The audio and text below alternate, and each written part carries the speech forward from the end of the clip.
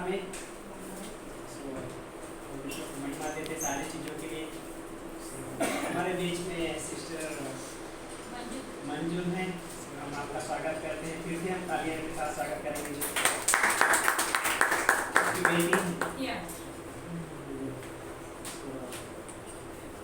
अपने स्थान पे खड़े हो सकते हैं। बाइबल पढ़ने में हम वचन पढ़ेंगे।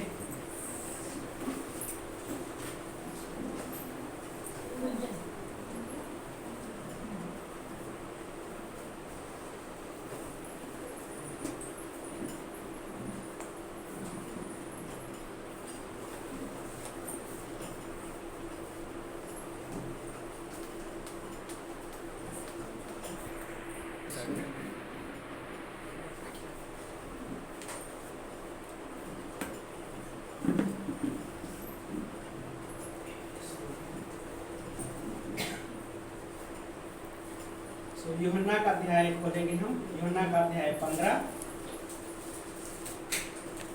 और वचन नंबर 9 से पढ़ेंगे हम।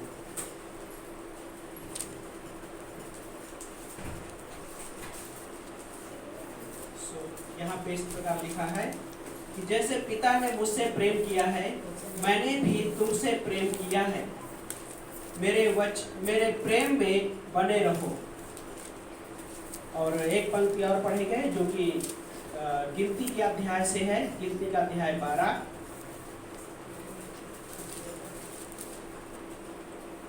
गिनती का अध्याय 12 और वचन नंबर 1 से पढ़ेंगे। यहाँ पे मूसा ने एक कुशी स्त्री से विवाह कर लिया, अतः मरियम और हारून मूसा की निंदा करने लगे, क्योंकि उसने उस कुशी स्त्री से विवाह कर लिया था।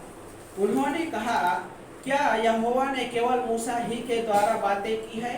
क्या उसने हमारे द्वारा भी बातें नहीं की है? और यहोवा ने यह बात सुनी।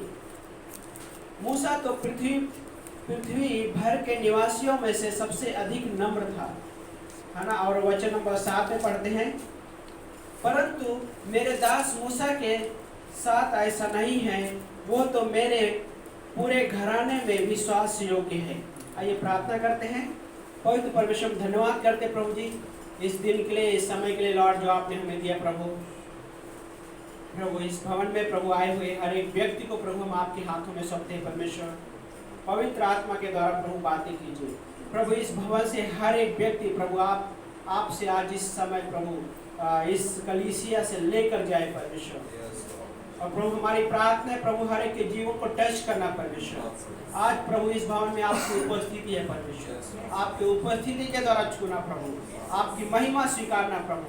धन्यवाद करते हैं परमेश्वर। ये पुलपिट प्रभु आपका स्थान है परमेश्वर, और यहाँ से आप बातें कीजिए प्रभु। आप लोग के जीवन को छू लीजिए प्रभु, हमारी प्रार्थना चंगाई दीजिए प्रभु। धन्यवाद करते हैं प्रभु, यीशु के नाम से प्रार्थना को मांगते हैं, आमीन।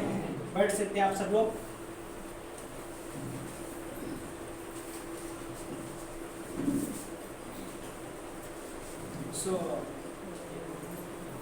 यहाँ पे अद्भुत हिस्सा है ना, वचन जो हमने पढ़े, और ये एक लाइन ये अपने आप में इतनी अद्भुत पंक्ति है ना। सारी पंक्तियाँ गॉड ने ही लिखा है ना। सारी पंक्तियाँ गॉड की ओर से है, लेकिन हर एक दिन के लिए अलग अलग गॉड रखता है ना। यीशु मसीह कुछ चीज़ें बता रहे हैं, है ना। लेकिन एक सवाल है, क्या आपके लाइफ में ऐसी कोई निशानियां हैं? निशानी, है ना। कई बार माता पिता के द्वारा निशानी मिलती है, और हम उसको बहुत ही क्या बोलते हैं, बहुत अच्छे तरीके से संभालते हुए रखते हैं। ये मेरे पिताजी की निशानी है या मम्मी की निशानी है ना। कई बार फ्रेंड देते हैं, लेकिन कई बार हस्बैंड अपने वाइफ को देते हैं निशानी के रूप में कुछ चीज़ें, और उसको बहुत केयर करते हुए रखते हैं पत्नियाँ। और पत्नी भी कई बार अपने पति को कुछ चीज़ें ऐसे निशानी के रूप में देते हैं, और पति भी उसको बहुत केयर करते हुए, उसका वैल्यू रखते हुए, है ना, रखते हैं। और वो हिस्सा कई बार ऐसा होता है कि मैं इसको मेरे करीबी लोगों ने मुझे दिया है, और उसको किसी दूसरे को नहीं देती, है ना। लेकिन यहाँ पे जो यीशु मसीह ने कहा, क्या कहा? जैसे पिता ने मुझसे प्रेम किया है, वैसे मैंने भी तुमसे प्रेम। और यीशु मसीह कह रहे हैं कि मेरे प्रेम में बने रहो।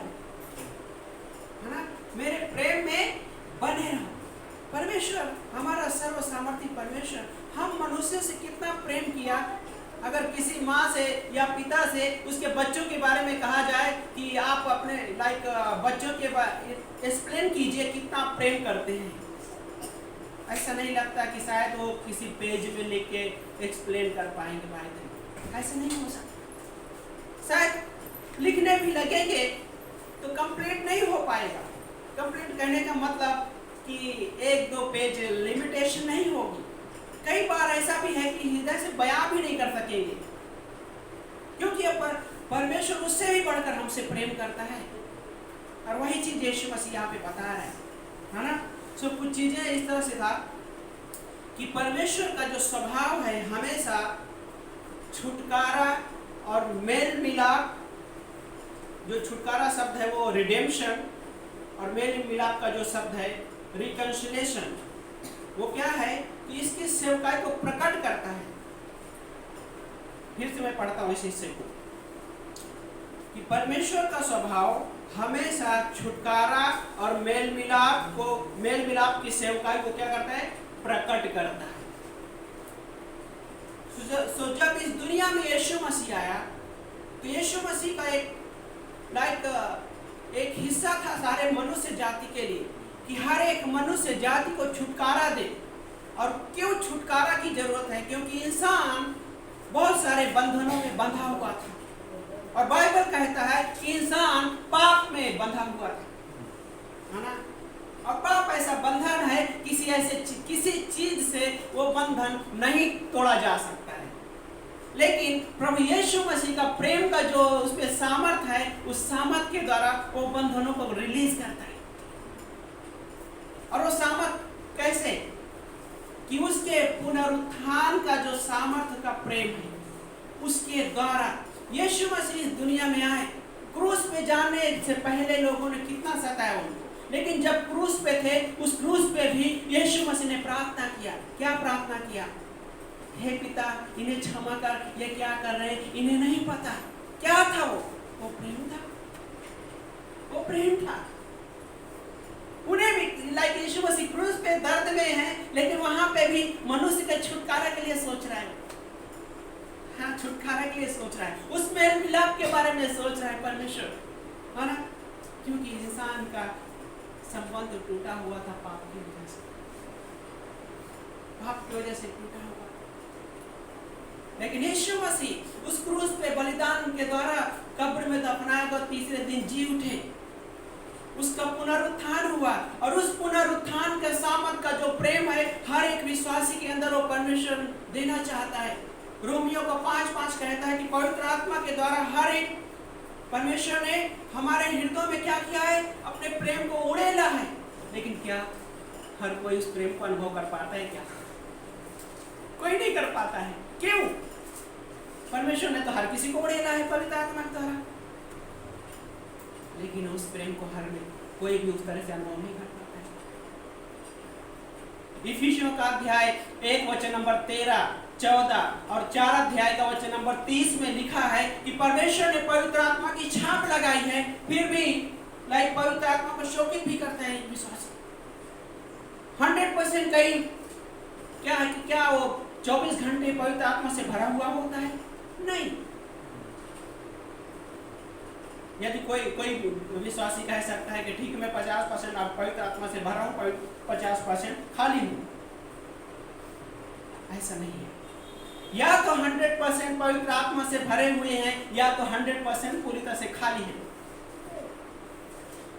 परमेश्वर ने पोजिशनली रूप से क्या किया है, वो पवित्र आत्मा की छाप लगाई है। पोजिशनली रूप से परमेश्वर ने पवित्र आत्मा के द्वारा हर एक विश्वासी के अंदर अपने प्रेम को उड़ेला, लेकिन वो विश्वासी उस प्रेम को अनुभव नहीं कर पाता, उस प्रेम में नहीं चल पाता है, उस प्रेम में नहीं बना रहता है। क्यों?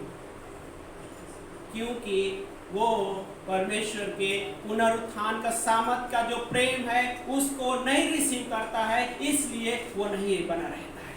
और लेकिन परमेश्वर चाहता है कि हर एक विश्वासी यीशु मसीह के पुनरुत्थान के प्रेम का पुनरुत्थान का जो सामर्थ है, उसके सामर्थ का जो प्रेम है, वो हर दिन स्वीकार करे, हर दिन स्वीकार करे। हर क्षण की जरूरत है,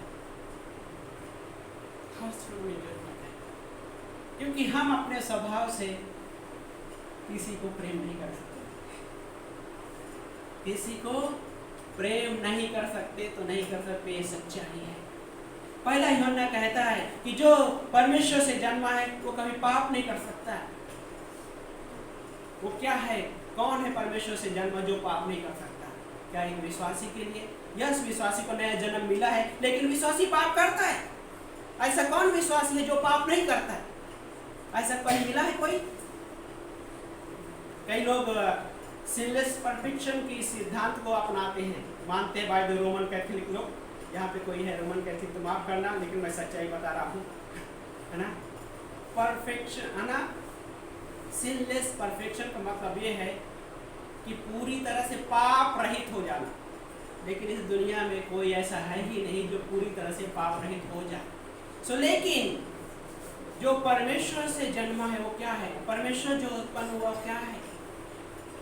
वो नया मनुष्य, नया स्वभाव है, जो उसके अंदर पाप करने की क्षमता नहीं है। हमारे अंदर गॉड ने नया स्वभाव दिया, उस नए स्वभाव में पाप नहीं कर सकते। लेकिन पुराना पापी स्वभाव है, उसके द्वारा विश्वासी पाप करता है। और कई बार उस स्वभाव में मनुष्य प्रेम करने जाता है तो प्रेम नहीं कर पाता, है ना, प्रेम नहीं कर पाता है। तो कुछ चीजें मैं लिख रहा था, जब सोच रहा था, तो इस तरीके से कई बार ऐसा हो सकता है कि लोग प्रेम नहीं कर पाते हैं क्योंकि उन्होंने परमेश्वर के पुनरुत्थान के सामर्थ्य से भरा हुआ प्रेम को क्या किया? स्वीकार नहीं किया, है ना। और देन क्या होता है कि उस तरह से वो किसी से प्रेम नहीं करते, और ये सच्चाई है। लेकिन यीशु मसीह ने कहा कि जैसे पिता ने प्रेम किया वैसे मैंने भी तुमसे प्रेम किया, अब मेरे प्रेम में बने रहो। प्रेम में बने रहने का मतलब क्या है? कि हर दिन हम उसे स्वीकार करते हैं। ये है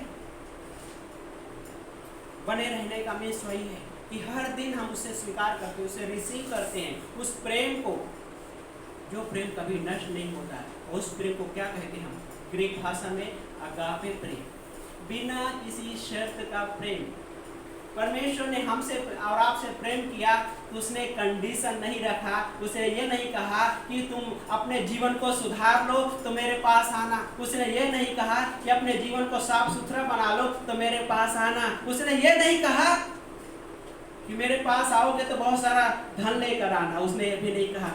लेकिन 10वां हिस्से के लिए गॉड ने, जैसे पुनः शेयर कर रहे थे, 10वां हिस्सा के लिए गॉड ने आज्ञा दी है। यदि क्या बोलते हैं, यदि कोई पास्टर 10वां हिस्से के बारे में नहीं सिखाता है तो मसीही लोगों की आशीष को वो चुराता है। हाँ, चुराता है वो, क्योंकि गॉड ने कहा है वो चीजें। गॉड आशीष देना चाहता है, लेकिन उसको रोक लिया जाए तो क्या होगा? आशीष को चुराने जैसा। लेकिन परमेश्वर ने यह नहीं कहा कि जब तुम मेरे पास आओगे तो बहुत सारा धन लेकर आना। नहीं, यीशु मसीह ने कहा, नीति वचन में लिखा है, भजन संहिता में लिखा है, क्या बोलता है? हे मेरे पुत्र, अपना हृदय मुझे दे दो। हाँ, हृदय चाहिए उसको, निकाल के हाथ नहीं चाहिए बाइबल।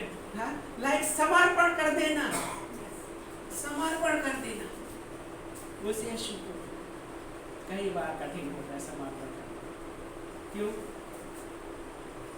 हमारे पुराना पापी स्वभाव कई बार पसंद आता है, तभी कठिन होता है समर्पण करना, है ना, कठिन होता है। लेकिन दूसरा कुरिन्थियों का अध्याय 4 खोलिए और वचन नंबर 10 पढ़ते हैं।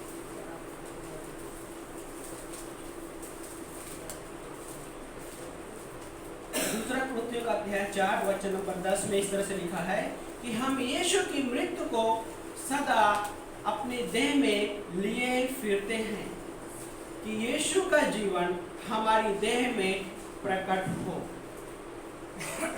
क्या पौलुस कहता है कि हम यीशु की मृत्यु को सदा अपनी देह में लिए हुए फिरते हैं। लेकिन उसके अगले वाले सेंटेंस को मैं इस प्रकार से पढ़ता हूँ, इस प्रकार से, हम यीशु की मृत्यु को सदा अपने देह में लिए हुए फिरते हैं। लेकिन उसके आगे वाले सेंटेंस को इस तरह से, यीशु का पुनरुत्थान लिए हुए फिरते हैं कि, छोटा की, ओके, व्याकरण वाला हिस्सा, कि यीशु का पुनरुत्थान का जीवन हमारे देह में प्रकट। क्या? यीशु का पुनरुत्थान का जीवन हमारी देह में प्रकट। वो इम्पोर्टेंट है। और देन वचन नंबर 11 में हम जो जी रहे हैं सर्वदा यीशु के कारण, हाँ वचन नंबर 11 में हम जो जी रहे हैं सर्वदा यीशु के कारण मृत्यु के हाथों सौंपे जाते हैं। क्या? मृत्यु के हाथों में सौंपे जाते हैं। देन आगे पौलुस कहता है वहां पे कि यीशु का जीवन भी हमारे मरणशील शरीर में प्रकट हो। और फिर यहाँ पे मैं कुछ चीजें पढ़ रहा था इस तरह से कि यीशु का पुनरुत्थान का जो जीवन है हमारे मरणशील शरीर में प्रकट हो।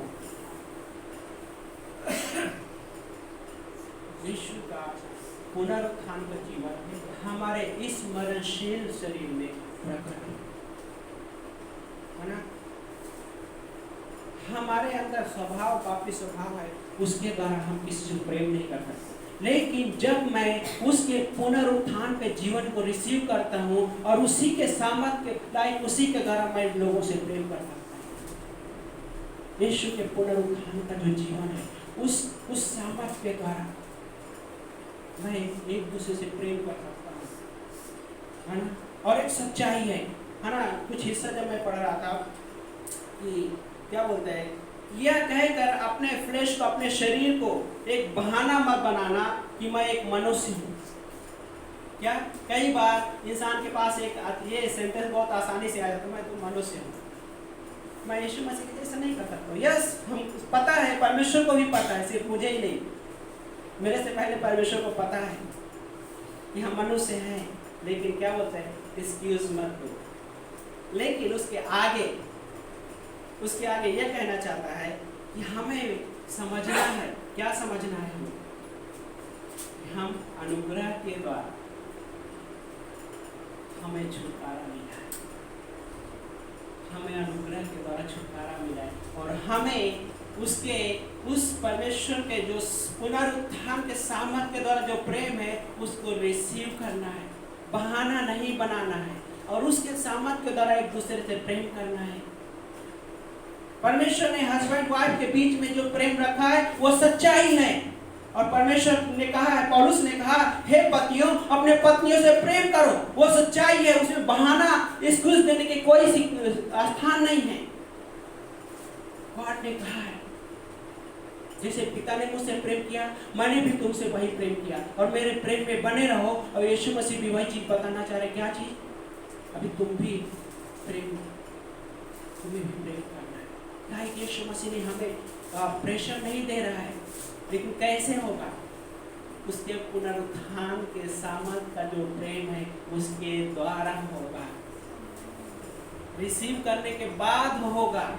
यदि मैंने रिसीव नहीं किया तो मेरे पास देने के लिए कुछ भी नहीं होगा और मैं खुद से किसी को कुछ भी नहीं दे सकता,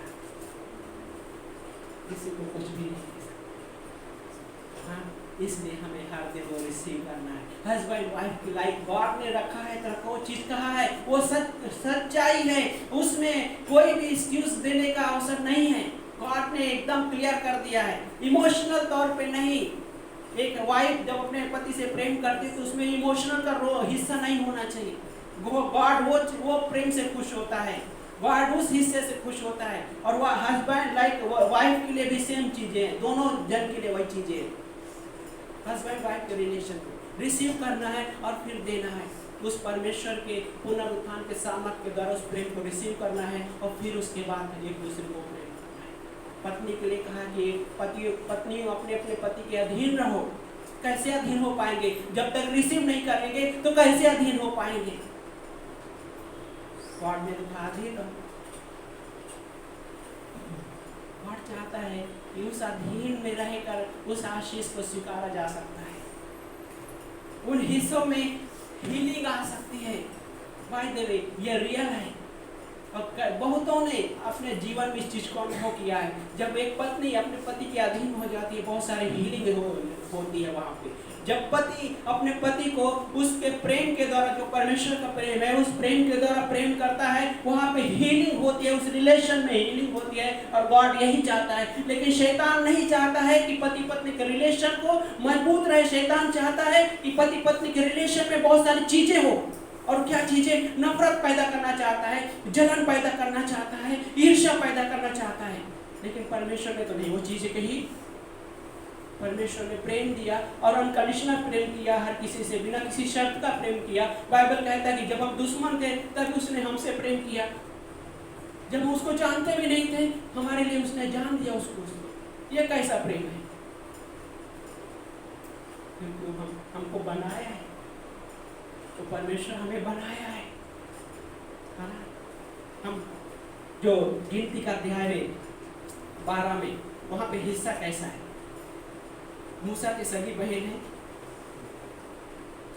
उसका भाई हारून है, और मूसा ने एक कुशी स्त्री से शादी किया। तो कुशी स्त्री वो काली है, तो उसकी निंदा कर रहे हैं कि मूसा ने कुशी स्त्री से शादी किया है। और उसके उस हिस्से में वो निंदा कर रहे हैं, लेकिन निंदा करने का रीजन सिर्फ यही नहीं था कि मूसा ने कुशी स्त्री से शादी की। उसका रीजन कुछ और भी है। क्या है? क्या परमेश्वर सिर्फ मूसा से ही बातें कर सकता है? क्या परमेश्वर सिर्फ मूसा से ही बातें कर सकता है? क्या हमसे बातें नहीं कर सकता? और परमेश्वर ने ये हिस्सा सुना। निंदा करने से पहले ये चीजें उनके माइंड में भरा हुआ था मूसा के प्रति, लेकिन परमेश्वर कुछ चीजें वहां पे कहता है, और वो सच्चाई चीजें रख रहा है। क्या पता है? उस पंक्ति में पढ़ते फिरते हम व्यवस्था विवरण का गिनती का अध्याय 12 खोलिए। 12 में क्या कहे? 12 अध्याय में वचन नंबर 6 पढ़ता हूं मैं।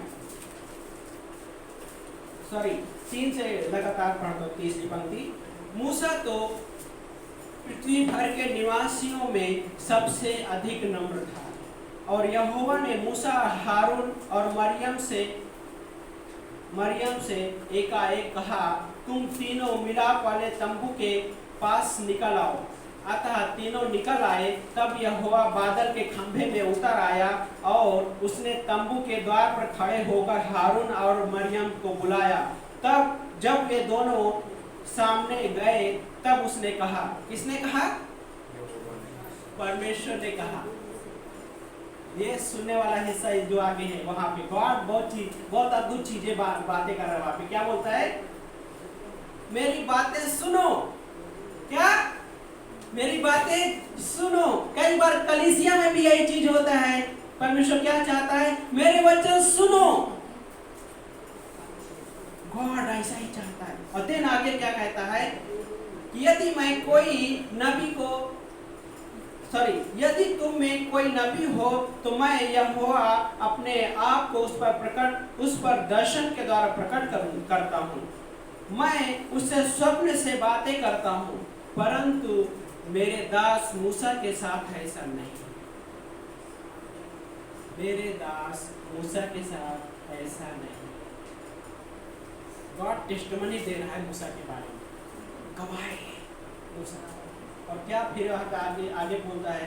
वो तो मेरे पूरे घराने में विश्वास से योग्य है। क्या?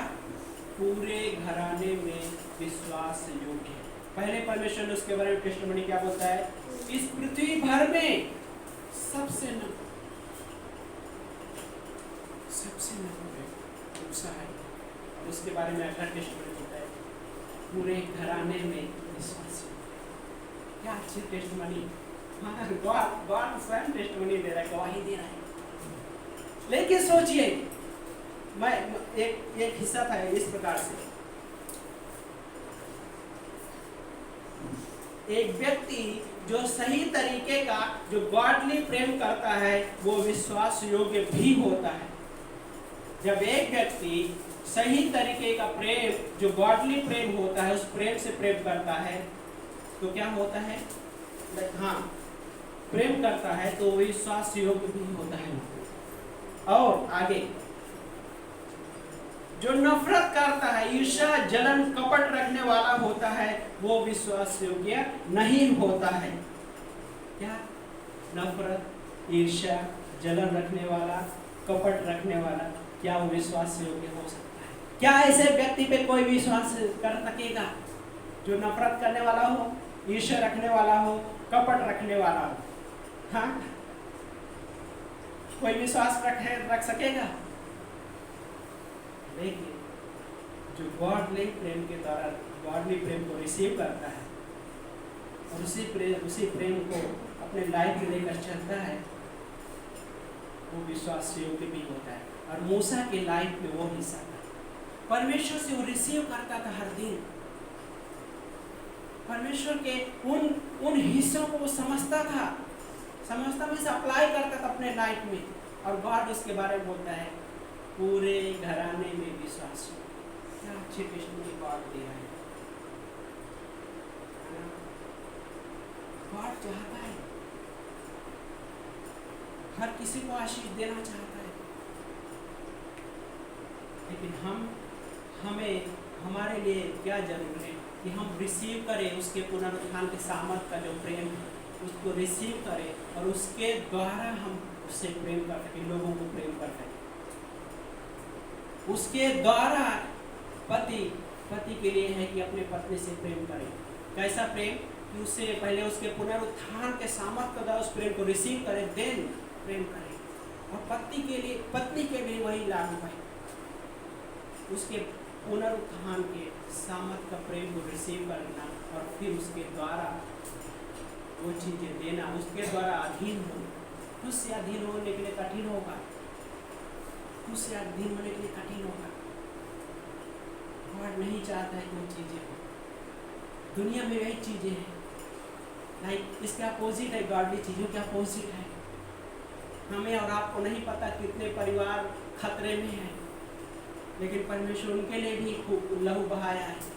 भाई पहला यूहन्ना 2:2 में कहता है कि वो संपूर्ण जगत के पापों के लिए प्रायश्चित किया उसने, सिर्फ हमारे लिए नहीं। हाँ, सिर्फ हमारे लिए नहीं, हर किसी से प्रेम करता है। और आगे हाँ, यहाँ पे यदि जब मैं किसी से प्रेम नहीं कर पाता हूँ तो यीशु मसीह की मृत्यु को काम कर रही है। क्या? जब किसी से प्रेम न कर पाए तो यीशु मसीह की मृत्यु को अपने अंदर काम करने दो। यीशु मसीह की मृत्यु क्या करना है? उसको कार्य करने दो। और आगे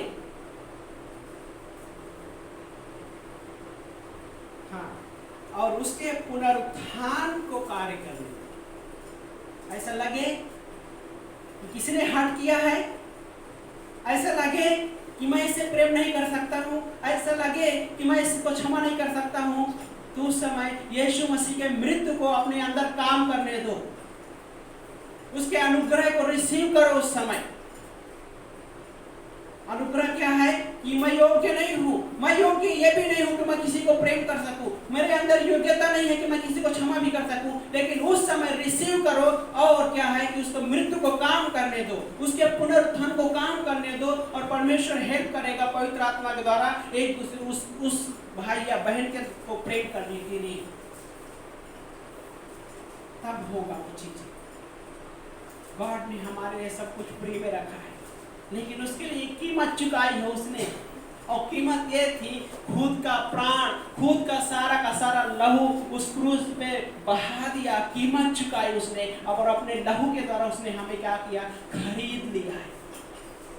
उद्धार मुफ्त है, लेकिन उसके लिए कीमत चुकाई, लेकिन उसकी कीमत की मांग उसने नहीं मांगी। उसके लिए क्या मांगा गॉड ने? हे मेरे पुत्र, अपना हृदय दे दो मुझे, और उसके पुनरुत्थान के सामर्थ का जो प्रेम है उसको हर दिन रिसीव करो। गॉड आगे करे। हमको कठिन लग रहा है, गॉड आगे करेगा। ऐसा लग रहा है कि वो हिस्सा नहीं निकल पा रहा है, जो मेरे अंदर कड़वाहट या क्या बोलते हैं, ईर्ष्या जलन से भरा हुआ हिस्सा है। गॉड के सामने रखो, गॉड करेगा। उसको पता है कि आप नहीं कर सकते तो नहीं कर सकते, उसको पता है कि हम बहुत सारी चीजें नहीं कर सकते। गॉड ने हमारे लाइफ में बाउंड्री नहीं रखी है, लेकिन कई बार बाउंड्री रख हमको आजाद किया है, लेकिन उस आजादी में वो नहीं चाहता है कि हम पाप करें। उसकी सीमा जो है, उसने उस सीमा यही रखी है कि पाप में मसीह लोग पाप में न जिए, ये उसकी सीमा है। लेकिन उस सीमा के अंदर गॉड ने हर किसी को स्वतंत्र किया है। लेकिन क्या होता है, हम कई बार उस सीमा को जटिल बना देते हैं। क्या जटिल कहने का मतलब कैसे पता है, बहुत कठिन बना देते हैं। गॉड ने आसान बनाया लेकिन हम कठिन बना देते। इस दुनिया में वही है, लोग के जीवन को कठिन बना दिया इस संसार ने। और क्या है, उससे में उलझे हुए हैं। लेकिन गॉड ने हर किसी से वो प्रेम किया, और वो कह रहे हैं यीशु मसीह, जब यहाँ पे कह रहे हैं यूहन्ना का 15 अध्याय वचन नंबर 9 में, तो सिर्फ शिष्यों के लिए नहीं था, आप और हमारे लिए भी है, हमारे और आपके लिए भी है। क्या बोलते हैं यीशु मसीह, जैसे पिता ने मुझसे प्रेम किया वैसे मैंने भी तुमसे प्रेम किया, और मेरे प्रेम में बने रहो, मेरे प्रेम में बने रहो। उसके प्रेम में बने रहना यही है कि हर दिन उसके उस प्रेम को स्वीकार करना है। कौन से प्रेम को, पुनरुत्थान के सामर्थ का प्रेम को रिसीव करना है हर दिन, और दिन हम आगे चल सकते हैं। हस्बैंड वाइफ के भी बीच में वही जरूरत है, बच्चों के भी बीच में वही भी जरूरत है। बाय द वे, पेरेंट्स के साथ यदि कोई अगर सोचे कि मसीही बच्चे अपने पेरेंट्स के साथ में उस चीज को रिसीव नहीं कर पा रहे हैं, तो वही उसको भी, उनको भी वही जरूरत है, पेरेंट्स को भी वही जरूरत है। दिन क्या होता है, परमेश्वर की महिमा होगा, सब परमेश्वर की महिमा होगा। गॉड ब्लेस करना चाहते हैं, और आशीष क्या, कैसा आशीष, अपरंपार वाली आशीष देगा।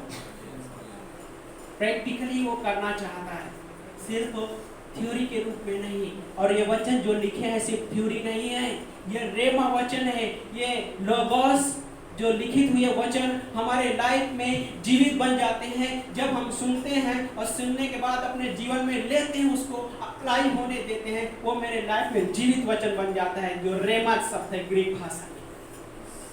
और वो बहुत सारी हीलिंग लेकर आता है, जो आप और हम कल्पना भी नहीं कर सकते, लाइक विचार भी नहीं कर सकते हैं, जो हमारे आप से हो भी नहीं सकता। गॉड वो हीलिंग लेकर आता है, क्योंकि वो परमेश्वर सर्वज्ञानी परमेश्वर, सर्वव्यापी परमेश्वर है ना। लेकिन कई बार ऐसा होता है कि मरियम और हारून के जैसा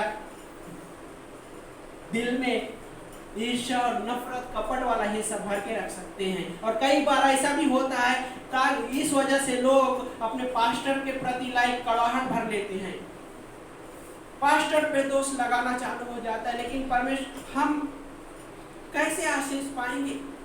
एक विश्वासी कैसे आशीष पाएगा यदि पास्टर को दोष लगाता है, या पास्टर के प्रति कोई ईर्ष्या जलन लेके रख के चलता है? कैसे आशीष पाएगा? गॉड ने उसको नियुक्त किया है।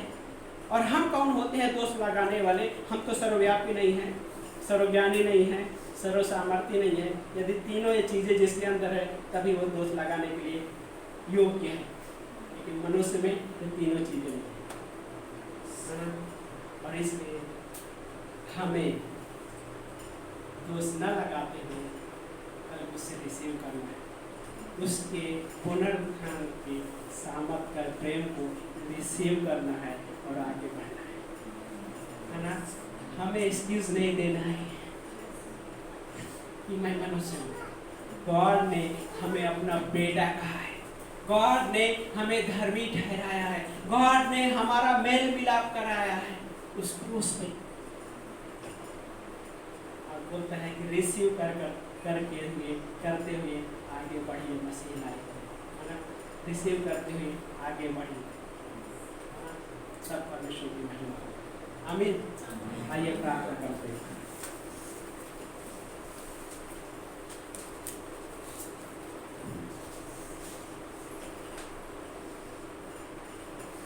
पवित्र परमेश्वर धन्यवाद करने पहुंचे इस समय प्रभु, इस क्षण में परमेश्वर आपको महिमा देते हैं।